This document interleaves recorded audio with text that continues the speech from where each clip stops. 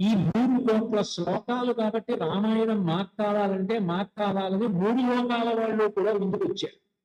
బ్రహ్మగారు దీన్ని ఎలా పంచాలి అని అనుమానం వచ్చి, శివుడైతే నిష్పక్షపాతంగా ఉంటాడంటారు, అందుకని ఆయనతో పంచమని చెప్దామని చెప్పి శివుడికి ఇచ్చి 100 కోట్ల రామాయణాన్ని పంచమన్నాడు. పంచమంటే శివుడు 3 లోకాల వాళ్ళని పిలిచి కూర్చోపెట్టి ఒక్కొక్కళ్ళకి 30 కోట్లు చప్పులు ఇచ్చేసాడు. 90 కోట్లు అయిపోయింది, 10 కోట్లు మిగిలింది. మీకు 30 కోట్లు ఇచ్చాను, 10 కోట్ల రామాయణం నేను ఉంచుకుంటానన్నాడు. వీళ్ళు ఒక పంచిపెట్టేసేయండి అన్నాడు. సరే ఆ మిగిలి ఉన్నాయి, కుదరదు, అవి కూడా పంచమన్నాడు. 33 పంచేశాడు. 99 అయిపోయి ఒక్క శ్లోకం ఉంది నేను తీసుకుంటానన్నాడు. కుదరదన్నాడు. ఒక శ్లోకానికి అనుష్ఠుప్ కాబట్టి 32 అక్షరాలు ఉన్నాయి. 32 ముగ్గురికి పంచలేదు కాబట్టి మీ ముగ్గురికి 3 పదులు ఇచ్చి మిగిలిన 2 నేను ఉంచుకుంటానన్నాడు. సరే అయితే 2 అక్షరాలు తీసుకున్నారు. శివుడు తీసుకున్న 2 అక్షరాలే రామనామం.